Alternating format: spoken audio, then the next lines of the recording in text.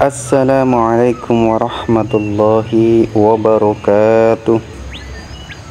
Alhamdulillahi rabbil alamin. Wassalatu wassalamu ala asrafil anbiya'i wal mursalin Sayyidina wa maulana Muhammadin wa ala alihi wa ashabihi ajma'in.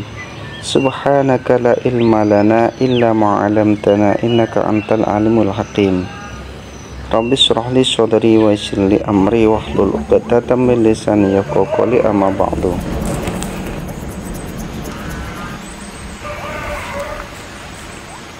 Para pemirsa channel YouTube Al-Qais yang dirahmati Allah Subhanahu wa ta'ala, puji syukur kehadirat Allah atas limpahan rahmatnya sehingga pagi ini kita masih dipertemukan di acara Ngabalis, ngaji bareng Al-Qais pagi bersama channel YouTube Al-Qais dengan tema menikmati pengorbanan di jalan Allah Subhanahu wa ta'ala.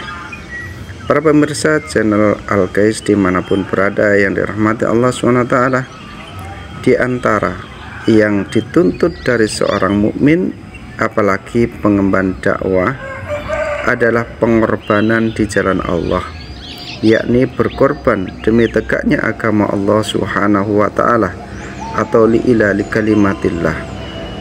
Setelah Rasulullah sallallahu alaihi wasallam, para sahabat tentu saja adalah contoh terbaik dalam hal pengorbanan. Mereka adalah generasi yang sangat memahami bahwa pengorbanan di jalan Allah Subhanahu wa ta'ala adalah perwujudan dari cintanya yang sejati kepada Al-Khaliq.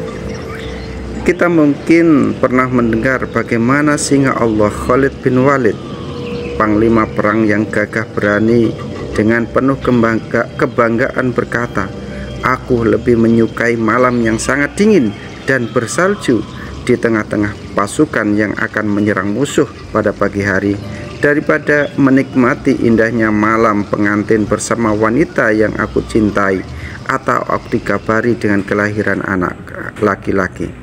Hadis riwayat Al-Mubarak dan Abu Nuaim. Para pemirsa channel YouTube Al-Qais dimanapun berada yang dirahmati Allah Subhanahu wa ta'ala, kita pun mungkin ingat bagaimana Utsman bin Maz'un lebih rela dicukil matanya setelah menolak berada dalam perlindungan orang-orang musyrik dan lebih memilih berada dalam perlindungan Allah Subhanahu wa ta'ala. Ketika itu pamannya Walid bin Mughirah berkata kepadanya, "Wahai keponakanku, dulu matamu sehat dan tidak seperti ini karena engkau berada dalam perlindungan yang kuat." Dengan lantang Ibnu Maz'un menjawab, "Demi Allah, mataku yang sehat perlu merasakan apa yang juga pernah dirasakan mata-mata yang lain di jalan Allah. Aku berada dalam perlindungan yang lebih kuat dari dirimu." Hadis riwayat Nuaim. Sahabat yang lain, Haram bin Milham, pernah tertusuk tombak dalam peperangan. Tombak itu lalu dicabut, darah pun mengucur dari tubuhnya. Akan tetapi ia malah berkata, "Demi Allah, aku beruntung. Demi Allah, aku beruntung." Hadis riwayat Al-Bukhari, Muslim dan Ahmad. Begitu pula Umar bin Abi Waqqas, adik Sa'ad bin Abi Waqqas. Saat perang Badar, ia yang baru berusia 16 tahun berusaha menyelinap diam-diam ke barisan pasukan kaum muslim untuk ikut berperang. Ia takut dipulangkan oleh Rasulullah karena usianya yang masih terlalu muda. Namun ketika Rasul tahu keinginan dan semangatnya, beliau pun mengizinkannya. Umair pun dengan gembira segera berlari menuju medan perang hingga terbunuh sebagai syahid. Hadis riwayat Al-Hakim dan Ibnu Sa'ad. Begitu juga Sultan Salahuddin Al-Ayyubi, generasi yang lebih belakangan. Begitu cintanya berkorban di jalan Allah, ia lebih menikmati kehidupan kemah di tengah-tengah padang pasir ketimbang hidup enak di istana. Para sejarawan menulis, setiap pembicaraan Sultan selalu berkisar di sekitar jihad dan mujahidin. Ia selalu mengamati senjatanya dan lebih senang hidup di kemah di tengah-tengah padang pasir. Demikianlah sekilas dan sedikit contoh dari generasi terbaik umat ini di masa lalu. Mereka bukan saja orang-orang yang siap dan rela berkorban, tetapi generasi yang selalu merindukan dan bahkan menikmati pengorbanan di jalan Allah Subhanahu wa ta'ala lebih dari mencintai diri mereka sendiri.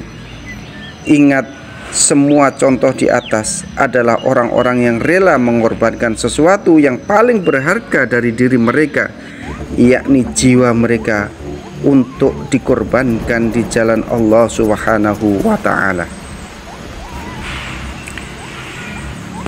Para pemirsa channel YouTube Al-Kais dimanapun berada, bagaimanakah dengan kita saat ini? Sudahkah kita mempertaruhkan kehidupan kita di jalan Allah Subhanahu wa ta'ala?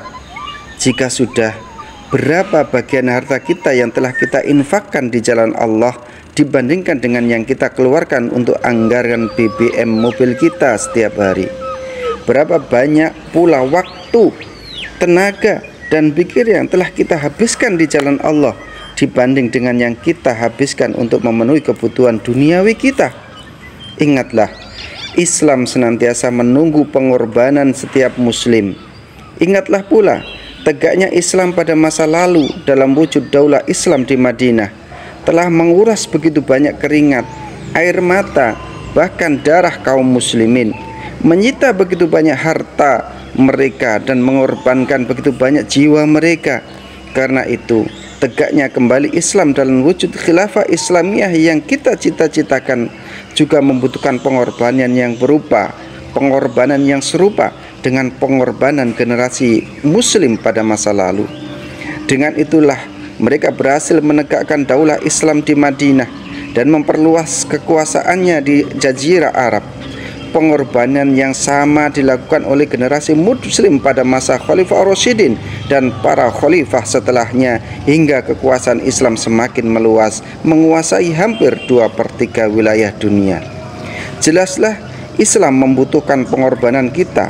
Semakin banyak kita berkorban, semakin dekat kita dengan kemenangan. Sebaliknya, semakin sedikit kita berkorban untuk Islam dan Allah dan Rasul-Nya, semakin jauh pula kita meraih kemenangan. Karena itu, jauhkanlah sikap bahwa kita telah cukup banyak berkorban hanya karena kita telah menjadi bagian dari pengemban dakwah di tengah-tengah banyaknya kaum muslimin yang tidak berdakwah.